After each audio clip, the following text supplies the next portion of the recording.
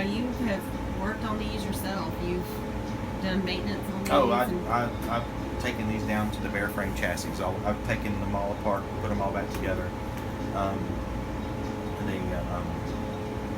When it comes time for light bulb, to change lamps, to change coolant and overflow levels, and new circuit boards and that kind of stuff, I do all that myself.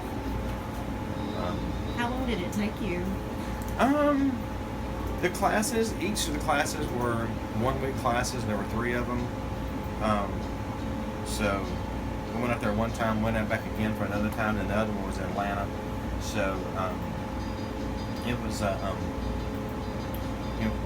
it took several weeks to do it, but basically you're in these really boring seminar training classes for like 4 days. Then on the 5th day, you're in the lab with a test, and basically there's a written test in the morning and then a hands-on lab in the afternoon. And I know when I first took the test on these projectors, the written test took like 2 hours, and then the second, the hands-on test to actually do the projector was a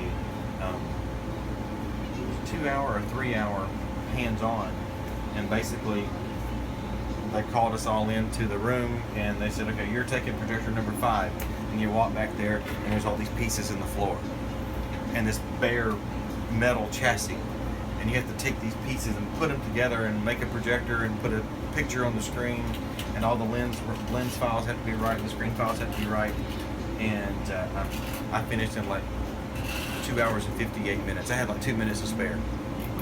And I had one of my buddies who was a drive-in owner in South Carolina.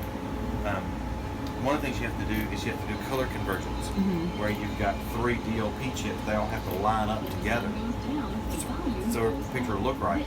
And you look through a scope at the screen, and you dial these things in. You're moving just hundredths of an inch at a time to make them all line up right. He was colorblind, so he couldn't see the colors. What did he do? He failed the class. Oh, He failed the class.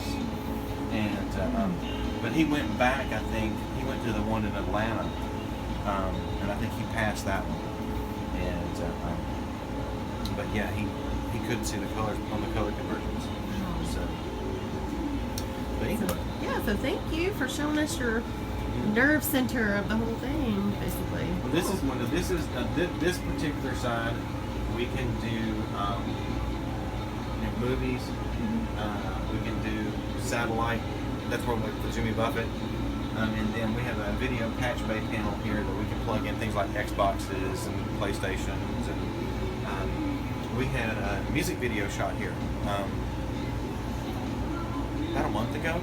It was a country music group called Old Dominion, and actually the director and 2 or 3 other guys came out here that night, and they had a MacBook Pro sitting right here plugged into the patch bay, and they were putting stuff on the screen while they had folks out on the field, and they took a lot of video for about 2 hours, probably about 15 seconds worth of video in the actual music video. But that's kind of how we see how that works. They take a ton of video and use like maybe 10 seconds of it. So That's awesome, though. That you got to be part of that. Have you had anybody like use this for any movies or anything like that? We had an independent horror movie shot here 5-6 years ago. It was called some zombie movie. I forget what it was, and I don't think it ever came out like a video or on DVD or anything. We had a Bucky Covington concert here several years ago. That worked out good. We've had several music videos shot here.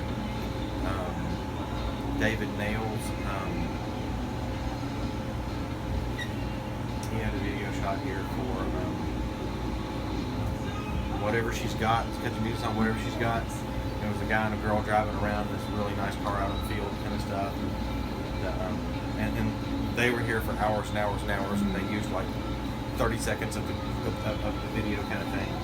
So yeah, it's pretty neat. So this is like a destination for a lot of people, it sounds like. You know, a lot of people will come here just to come for the driving experience. and not so much what's playing. I mean, because Finding Dory's playing at every single theater they drive past to get here. A lot of people will come here just for the drive-in experience, and we try our best to make them come back again and again and again. So, And you probably have a lot of repeat customers, don't you? we do. We have a lot of repeat customers. One of the things I don't like about we have a new cash register POS system. Everything's all touchscreen computers now. Before we used to write it down, and we would when we get to the end of your order, so what's your name? We'll call your name out when it's done. Oh, my name's Sam. So we're on Sam too. So the kids can get the order ready. We call it Sam. And Sam will come to the window. Well, after a while, he comes back all the time. We just know, hey, that's Sam. Well, now our new system does numbers. So tonight you're 242. Next week you're at number 18. It's just it's not as personal as it used to be. But it is a lot faster. So yeah, and y'all are busy. Busy, Yeah. busy. Barry, thank you for showing us inside. I appreciate it.